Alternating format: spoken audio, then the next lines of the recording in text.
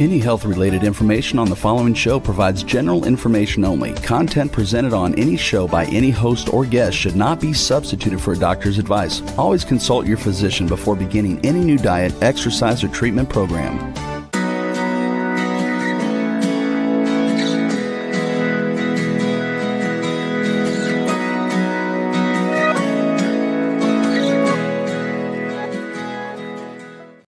Welcome to Accelerated Health TV and radio show. I'm your host, Sara Banta. I'm a health coach, natural supplement expert, and a busy mom of three. Make sure you hit the subscribe button below so you're notified every week with my new podcasts on Mondays and Tuesdays. And if you haven't already, join my free group coaching on Telegram with the link below. There's no downside. I teach you on a daily basis with tips and tools to enhance your health. And you will be a part of a like-minded group to support you on your journey, in addition to truly taking control of your health. Today, we will be talking about foods and supplements to eliminate SIBO. What is SIBO? Well, a lot of you are suffering from it and you don't even know. So many people are suffering from gut issues due to poor diet, stress, and medications. Issues ranging from IBS to leaky gut to Crohn's disease to colitis. And there's one more condition that is commonly going undiagnosed called small intestinal bacterial overgrowth, SIBO. And this is not something that you have to have forever. And it's not something that you don't have it and then you have it and then you never have it again. It's something that can go in and out with anybody, right? So most gut bacteria are meant to live in the large intestine, not in the small intestine. And in the large intestine, the gut bacteria helps break down food, synthesize the vitamins that you're taking in, and eliminate the waste. And certain factors such as your poor diet or medications can tip that bacterial levels out of balance. And when this occurs, the bacteria normally found in the large intestine and colon overgrow and colonize into the small intestine. So what is SIBO? It's a common gastrointestinal disorder linked to maldigestion, malabsorption, dysmotility in the small bowel. And it's characterized by an overabundance of the colonic bacteria in the small intestine. And while it's estimated that SIBO affects millions of individuals in the United States, it wasn't until recent advancements in less invasive diagnostic tools that they've been able to even diagnose it and treat SIBO with a more precise precision and accuracy. And are they treating it successfully, or could those treatments actually backfire? We're going to get into that. So SIBO commonly presents itself with abdominal distension, bloating, diarrhea, constipation, and gas. I've had it before where I literally take my first bite of food and get bloated. And obviously that bloat isn't fat or overeating. I've just had one or two bites of food, and it's this literally like waking up the gut bacteria or the small intestinal bacteria going, whoo, and it blows it up. It frequently overlaps with other gastrointestinal issues like IBS, IBD, type 2 diabetes, H. pylori infections, restless leg syndrome. And just as a side note with type 2 diabetes, did you know that 88% of you, 88%, that's almost 90% of you are insulin resistant or type 2 diabetic, and you just don't know it. So that is something to keep in your mind. Currently, SIBO is classified into 3 categories depending on symptomology: hydrogen dominant, methane dominant, and hydrogen sulfide dominant. And in our family, we've got the joke of methane gas, right? So if you're really gassy, we'll talk about methane or hydrogen, but that's where it comes from. Treatment vary, depend on the classification, but normally to correct these bacterial infections, we are seeing the same type of treatments from the doctors. But let's go into the symptoms first to look out for. Loss of appetite, gas, bloating, abdominal pain, feeling full after eating, diarrhea or constipation, unintentional weight loss. And maybe you're sitting there going, well, I needed to lose weight. This is great. But you want to know if it just doesn't make sense, right? We're having a lot of unexplained weight gain, but an unintentional weight loss could be a sign. Malnutrition, pale colored stool that has a foul odor. I hate to say this, TMI, but the smell of your bowel movements are very telling. A lot of people, when they do the liver flush that I take them through, they see the change in the smell and what their stools look like at the time of just taking the liver pills or that actual end flush. It's like, oh gosh, I'm just getting rid of a whole lot of toxins. Well, the pale colored stool that has a foul odor could be a sign of SIBO. And then reflux, the prolonged use of proton pump inhibitors for reflux symptoms makes the stomach less acidic and lets bacteria through the small intestine. So the reflux causes you to use the proton pump inhibitors, which then can cause the small intestinal bacterial overgrowth. So the cause of SIBO, number one, stress. Stress is the cause of so many issues. It can lead to IBS, constipation, and all those other issues too, but it can lead to the growth of bacteria, including the wrong bacteria in the small intestine, and it causes leaky gut that can lead to malabsorption of the nutrients. So not only are you going to feel awful when you eat, the little bit of food that you eat that supposedly is healthy is not even getting absorbed. And then the lack of nutrients and imbalance in the gut will further exacerbate the SIBO symptoms. So it's kind of like this domino effect. And then what we're finding is that the spike protein turns on the gene responsible for histamine reactions, which can be associated with SIBO. So this is something that no one's talking about. That spike protein is also causing an issue with the GABA response and with the adrenal response and making people go hypoglycemic, which then creates an increase in insulin response, right? Over exaggerated insulin, which is causing unexplained weight gain. And I'm going to be getting into that in a couple weeks. But this spike protein, I've talked about it a lot as far as how it's producing more amyloids in the body. So that's why it's more important than ever to stick to the wild animal proteins, not including the chicken, the turkey, the pork, the poultry that includes amyloid proteins, because we need to reduce the amyloid burden. But just one more thing that spike protein is doing is it's encouraging SIBO. So this is where a lot of people out of the blue are having SIBO symptoms that have never had gut issues. This is what's going on. So it's like, okay, so why did our grandparents not have any of these issues? They didn't eat as well as we did. They didn't take supplements. Well, they did not have a diet full of GMOs and spike proteins, and they weren't on antibiotics like we are. All of this stuff is tipping that balance way out of balance. And our systems say, I give up. I can't do it anymore. Okay, another cause, antibiotics. So oftentimes SIBO is a result of coming off of antibiotics where all of the good and bad bacteria have been killed off, leading to a risky environment for the wrong bacteria to take over. And then fermented foods. Do you know how many health nutritionists and people in my space are saying, drink the kombucha, make your own fermented foods? All of this fermentation, these places that are, their business is all about fermented foods, right? These could actually be feeding the wrong bacteria, making SIBO worse. Will never forget. I went on a trip. The first day I went into the altitude, I went to Whole Foods. I got my kombucha that I love the taste of, and I drank it really quickly. Number one, I was dehydrated because I just got into the altitude.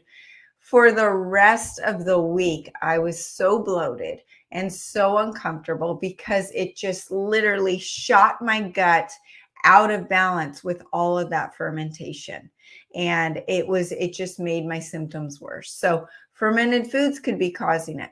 Sulfur's supposed to be great for you, right? All of these foods like kale and broccoli and cauliflower. Well, these sulfur foods can disrupt the detoxification pathways, inhibit the hormones like dopamine and serotonin production in the gut, cause motility issues in the intestine, and lead to SIBO. And then probiotics, the same reason that fermented foods might backfire, probiotics might backfire because number one, they're high in histamines in addition to feeding the wrong bacteria in the small gut or a small intestine. And this could not only help SIBO, but actually make the matters worse. And high histamine, we need to be staying away from those high histamine foods. That is playing in the playground with that spike protein, causing this cascade of issues in the body. Then you've got IBS, irritable bowel syndrome. People with IBS are more likely to have SIBO. And as you overcome SIBO, you must address the IBS symptoms as well.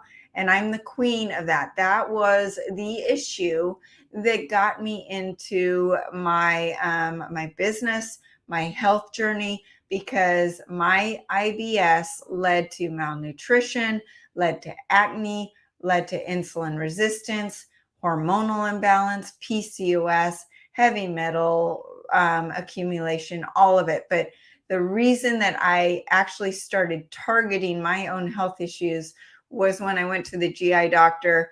They did a whole bunch of tests. They gave me no answers. They told me to take some more Metamucil. And yep, you've got IBS. Stop chewing gum. And that was it. Never told me to change my diet, never talked about any of the issues we're talking about today. And it's just shocking how little direction they give you. And I went to a specialist. So I had to dive deep into this topic myself to heal myself. And it's like, voila, you eat the right foods, you correct your gut, and you might actually have a six-pack that you never knew you had. And all of that bloat and looking like you're pregnant just deflates and you feel amazing.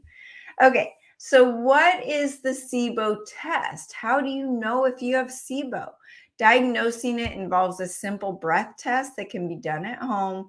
After drinking a sugar solution and blowing air into a series of test tubes, over a few hours, the gas is analyzed for hydrogen and methane levels, and high levels indicate SIBO being present. Now, do I love this test? No, because it's full of sugar. So I like to look at the symptoms. And I think some of the things that we're going to be talking about as far as eliminating SIBO, you're also eliminating IBS, and you're hopefully going to correct the situation without actually having to test. So hopefully some of these solutions are going to help you before you even have to go to a doctor. So what are the foods and supplements to eliminate SIBO? So considering this is a bacterial overgrowth of the small intestines, the foods that aggravate the digestive tract and encourage the growth of the wrong bacteria, you need to stop eating. And I've had clients who literally say, I can't follow your diet. It's so restrictive. But then in the next breath, they say, oh, I can't eat that. It will just completely bloat me. And I'm down to 4 foods of, I'm on a vegan diet, I'm drinking green drinks, and I'm having oatmeal. And I'm sitting here going, well, that sounds restrictive. And by the way, all of those foods could be making your symptoms worse. By the way, also causing a backup in your liver and possibly causing an increase in your insulin resistance and causing inflammation in your gut and your tissues and brain fog, and everything else that follows, right? So they think they're going to be on a restrictive diet when they look at my food plan. But really, when you start eating the way I eat, or I'm telling you how to eat, then you actually feel good. And I don't know about you, but when I started feeling good and the bloat was gone and my bowel movements were regular, my brain fog was gone, and I was working out with all the energy I had in my early teens, I'm like, feed me cardboard. I don't care. I feel amazing. But that's not even what you have to eat. You eat these amazing foods. So first, we need to eliminate the fermented foods, like I mentioned. They are considered those healthy foods for the gut microbiome. They can backfire if you have SIBO and cause that overgrowth of those bad bacteria. Eliminate oxalates. So oxalates are kale, spinach, almonds, most nuts, and chocolate.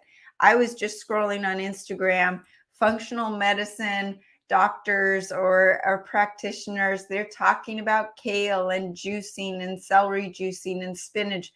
These foods could backfire. They could be tripping up your detox pathways. And what's also a problem is that spike protein makes oxalates. And then it increases the oxalate burden in the body, which trips up those detox pathways even more. And it's kind of like that tipping point where, okay, before I could have a kale salad, no problem, or a chocolate bar, no problem. But now that I have the spike protein in my body that's making oxalates, add in those other oxalates in these healthy foods, and my body says, nope, that's too much. And I've tipped that tipping point. Then you also need to look at your sulfur foods, eliminate the sulfur, and that includes glutathione and supplements that contain sulfur, as well as the foods like egg yolks, onions, garlics, cabbage, broccoli, kale. Now, are egg yolks off the table forever? No, I feel like you eliminate all these foods, you get to a baseline, and then you start introducing certain foods and see how you react. And like I said, you take 1 or 2 bites, and if you blow up like a balloon, you know that you have to still avoid those foods. Sulfur can make the SIBO symptoms worse, trip up those detox pathways, and lead to neurological issues as well. Then we need to eliminate the FODMAP foods. You hear about this. That stands for fermentable oligosaccharides, disaccharides, monosaccharides, and polyols. And these foods include lentil beans, wheat, or rye, which are healthy, right? Natural and artificial sweeteners, including agave syrup, xylitol, sorbitol, high fructose corn syrup. I just went into a little podcast on the artificial sweeteners and how even the healthy ones like erythritol could be very dangerous for you, and even stevia. And I talk about my own issues with stevia. I was taking in tons of stevia because it's healthy. It's even from a plant, right? Well, it was tripping up my liver and my detox pathways. I literally cut it out cold turkey. Within 12 hours, my water retention and bloat disappeared. It was amazing. And I really stay away from it as much as possible now. Sulfur vegetables. So eliminating the FODMAP foods includes the sulfur vegetables, fruits like apples, pears, peaches, plums, and apricots, dried fruits, fruit juices, and prebiotic fiber. It will feed the bad bacteria. I'm not against prebiotic fiber forever. I incorporate it in my diet now, and I love it. But if you have SIBO, you need to be careful with it. It's one of those things that too much of a good thing is not a good thing, right? So then what you want to do is you want to focus on eating the wild animal protein. Why? And number one, this is so delicious. This food is so delicious. You don't feel deprived. You focus on that food like the bison, lamb, deer, elk, wild salmon. It will not only minimize the SIBO, but it'll also provide the most nutrient density of food available to support the brain and body. Abstaining from proteins such as chicken and conventional beef, as the amyloid proteins, like I mentioned, in them can't be broken down into usable amino acids for your muscles and your tissue and your brain, but they also get lodged in your brain and body and can cause Alzheimer's and dementia, but then can also encourage the proliferation of the gut pathogens that can cause SIBO to be worse. So I used to eat chicken, and every time I ate chicken, didn't matter if it was organic or not, I would get E. coli or salmonella. Now, did that mean that chicken had E. coli or salmonella in it? Maybe, maybe not. But my gut would, just like your gut, has some of those viruses or bacteria in there, but the amyloid proteins can trip it up and let those amyloid proteins and the gut bacteria, the gut pathogens, take over the good bacteria and put things out of balance. So that's where eating the wild animal protein comes in. And you can have lamb shank and ribeyes, bison ribeyes at the higher end of the cost. But if you're on a budget, just order the bison ground or the ground lamb, ground deer or elk, or bratwurst or hot dogs made out of bison, or the jerky. And I list on my website all these great websites and ranches that deliver straight from them, cut out the middleman, cut out on the cost of it. So it does not have to be expensive, and it tastes delicious. You will literally feel the nutrients being absorbed into your body. Then you want to eat some of the vegetables with caution. I'm not against vegetables. Sometimes you need to go carnivore for a little bit of time to completely eliminate things, but not forever. The vegetables that are okay for SIBO, having the sulfur, you need to eliminate the ones with sulfur and oxalates at first. Veggies that are typically okay are asparagus, zucchini, tomatoes, lettuce, cucumbers. A lot of vegetables that have lectins are actually okay. And it's more of the foods like the grains and the beans that have lectins that are more of the bigger offenders. So starchy vegetables like potatoes, yams, parsnips are also okay for SIBO, but you want to keep the portion size small if you're trying to stick to that low carb diet for other reasons. So now let's look at the supplements to eliminate SIBO naturally. I love the HU58, and this is a spore-based probiotic. It's known to secrete a wide range of natural antibiotics that target the common pathogenic organisms that are included and involved with SIBO. Some of the most detected organism during this small bowel is E. coli, enterococcus, and studies have demonstrated that this HU58 combat these organisms and even candida. So you can start with just one capsule every day for a week and then increase to 2 capsules every day after that for week 2. The Mega IgG 2000, this is one of my favorite supplements. I take it every day for my gut. So LPS is known to cause dysmotility in the upper portion of the small intestine. And this is a hallmark feature of the SIBO. So the IgG 2000 binds and neutralizes a wide array of bacteria, endotoxins, including the LPS. But I love it because it's just kind of that cleanup. It's kind of the dust buster vacuum that just goes in and gently cleans up all of the gut issues that you don't really want there. Mega IgG 2000. I take it on a daily basis. I also take the Mega Guard every day to help with my digestion. It's an herbal digestive blend designed to support the upper portions of the gastrointestinal tract. A common culprit for SIBO is defects in the pancreatic secretions. And so the ingredients help with digestion, help with the symptoms of SIBO. I take it with my food, and it really helps with that digestion.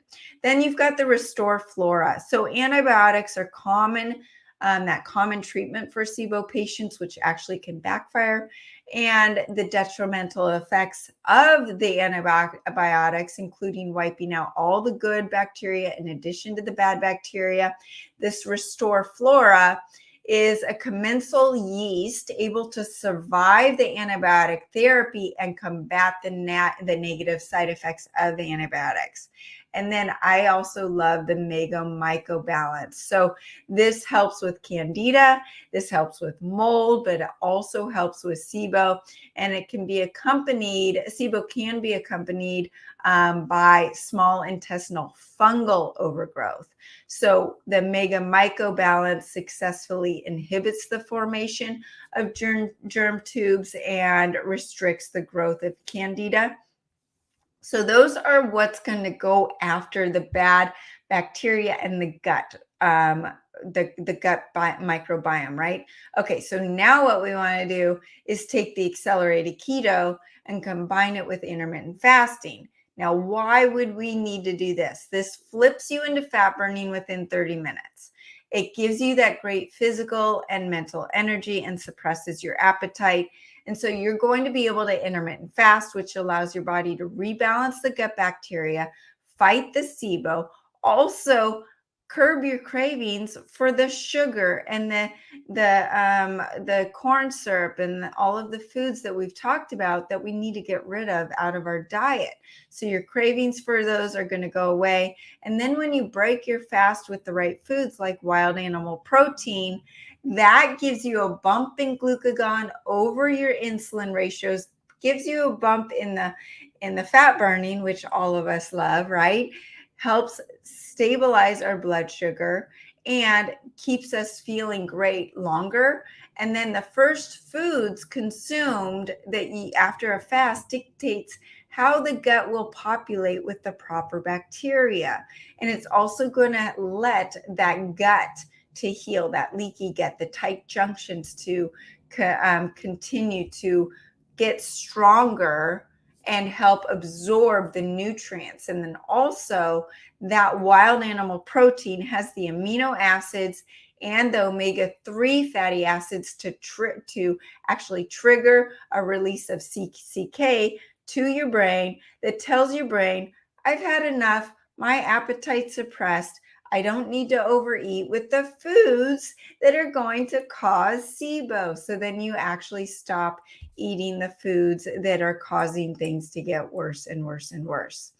Next is Laxacomfort. This is my go-to that helps with constipation. I've had people say, Sarah, I know you say you can help with constipation, but I don't go to the bathroom at all. And they mean like once a week, and it's just a very little. And then they start the Laxacomfort and they say, oh my God, you've changed my life.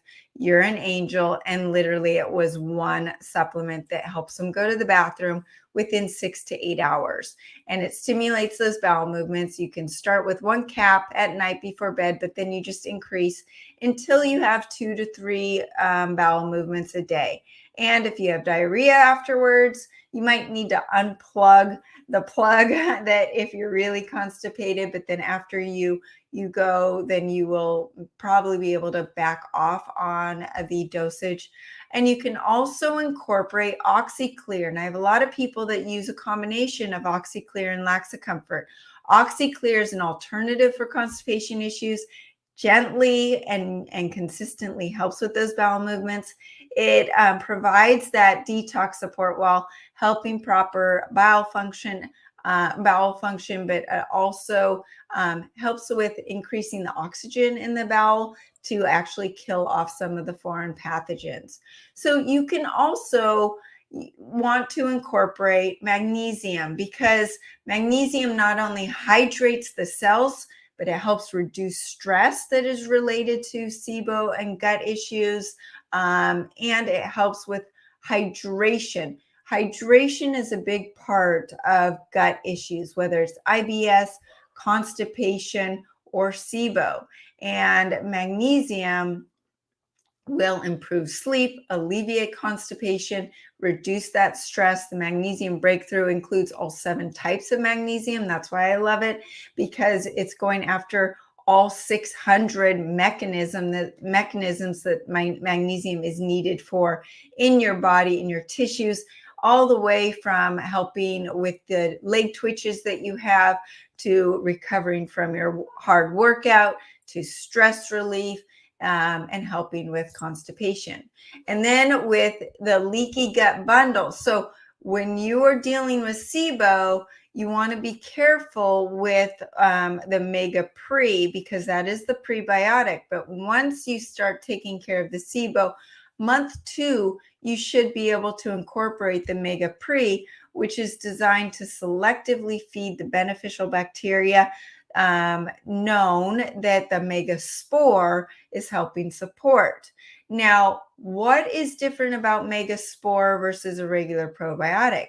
The Megaspore is different. It's got a brain. It reconditions the gut by promoting the microbial diversity and maintaining the good bacteria without reseeding it, and probiotic strains that can't survive the digestion. So most probiotics that you're taking are 5 or 10 strains. Number one, they can't survive the gut. And number two, there's just this overpopulation of only 5 or 10, where the Megaspore gets to where it needs to go in a dormant fashion, and then it wakes up and it says, okay, you need more of this, less of this, more of this, and it's got a brain, and it does that in a very smart manner. And then you've got the mega mucosa, and this is great for the SIBO. In the beginning with the SIBO, it helps support that mucosal lining and heals the tight junctions that are associated with leaky gut. I take these on a daily basis. I love the taste of the mega mucosa and mega pre together in my drinks. It is just that sweet taste, but also you can feel it kind of seal the gut.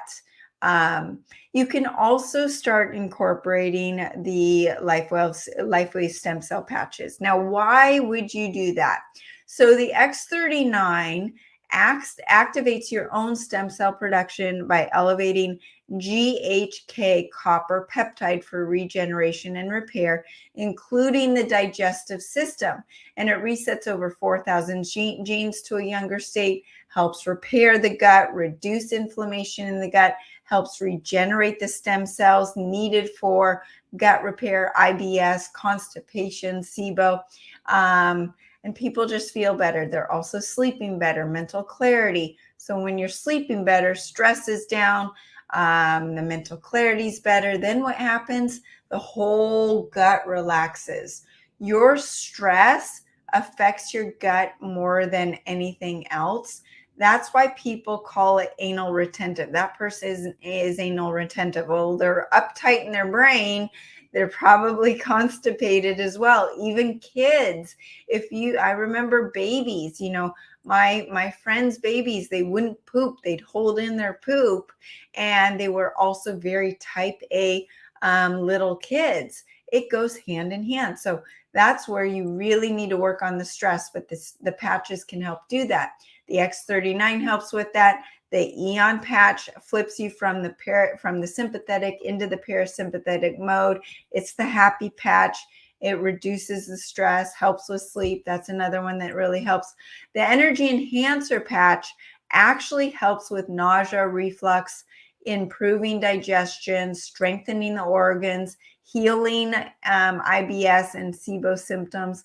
It drains the dampness and phlegm and increases life force. So that life force, or the qi in Chinese medicine that we talk about, that's really important. That's your circulation. Well, if there's no motility in your gut, right, then you're not going to go to the bathroom, and that circulation's bad. So then you're going to be retaining water and having signs of edema, and your brain's going to feel sluggish, and your thyroid's going to feel sluggish.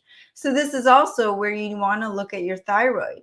Do you have hypothyroidism or Hashimoto's?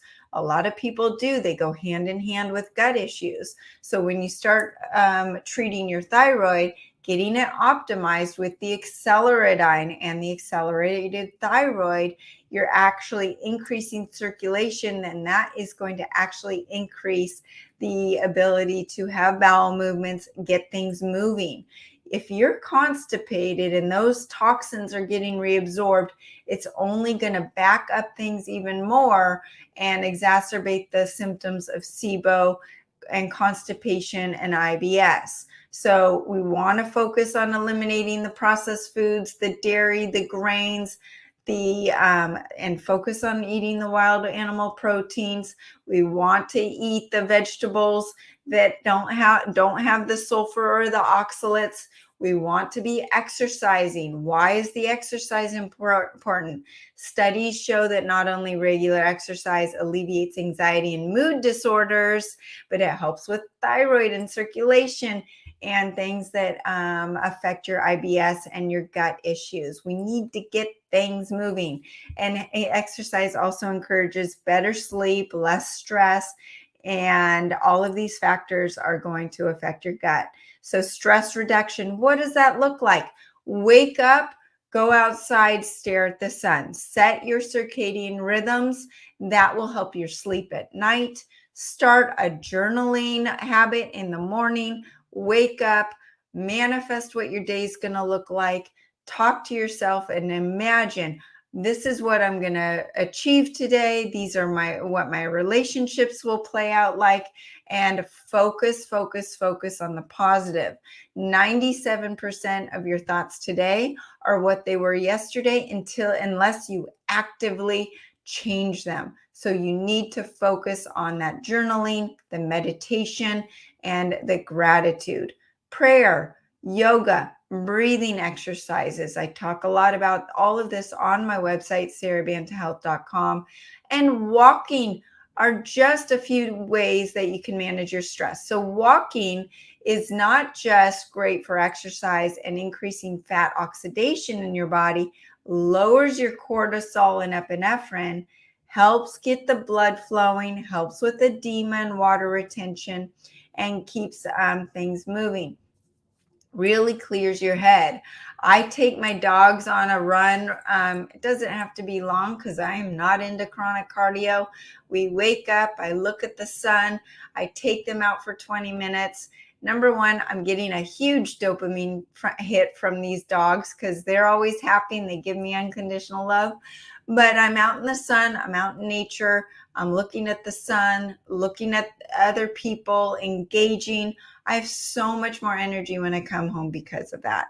So that's also part of my stress reduction. So today we talked about the symptoms and of SIBO, how to go after it, how some of the things that doctors do for us could actually backfire, where the spike protein plays in all of this, and why that is tripping us more of us to have SIBO symptoms, IBS, gut issues in general, and why we have to be even more careful about what we're eating and what we're doing, and what the causes are, the antibiotics, the fermented foods, the sulfur, probiotics, and what diet we need to focus on, eliminating those fermented foods, the oxalates, the sulfur, the FODMAP foods, and focus on the wild animal protein, focus on the right vegetables, using supplements like HU58, Mega IgG 2000 powder, Mega Guard, and Restore Flora, Mega Mycobalance, Accelerated Keto, Laxa Comfort, OxyClear, and then even looking at your thyroid health as far as the acceleridine and the accelerated thyroid, using the stem cell patches, the X39, the energy enhancer, and the Eon. These are all going to help with your gut health. And when your gut's healthy, your brain's healthy and feels good, your energy's good, you feel lighter, you feel like you are a finely tuned machine. So definitely take a look at how you're feeling. It is not normal to be bloated. So anyone who says drink your green drink, have that green juice, it's normal to feel bloated, it's normal to have that water retention, that puffiness. It is not. It's normal to have a flat stomach. Now, when we get into the times of the month, or we get into hormonal shifts, or maybe it's a full moon, a new moon, all of those things can change the water balance in our body. Those are not the things I'm talking about, but those things could also make your SIBO symptoms even worse. So you want to take a look at that as well. And calendar it. Take a journal of what your symptoms are, what foods are triggering it. You might need to go down to a carnivore diet for 3 to 5 days, incorporate the supplements, and then start incorporating one food at a time to see if it's triggering your issues. So we're a little shorter today, but thank you for joining me. If you have any questions, you can always contact me through the website, sarabantahealth.com. Happy to put together a protocol for you. Join the free group coaching on Telegram with the link below. There's no downside. I teach you on a daily basis with tips and tools to enhance your health, and you will be a part of a like-minded group to support you on your journey, in addition to truly taking control of your health. You can follow me on Facebook and Instagram under Accelerated Health Products, and across over 100 channels under Accelerated Health TV and radio show, including YouTube, Stitcher, Pandora, iTunes, or whatever podcast platform you subscribe to. If you like what you heard today, please hit the subscribe button and share with a few of your friends who may need my help. Everybody needs gut health and thyroid health these days, especially with the infiltration of the spike protein into our equation of what we have to take into consideration when we're talking about overall health. So no one else is talking about this. Join us every week on Mondays at 2 p.m. Pacific and Tuesdays at 1 p.m. Pacific. You can find the supplements and all the podcasts at sarabantahealth.com. Use coupon Welcome10 for 10% off site-wide. Thanks again for joining us here on Accelerated Health TV and radio show, and have a great week.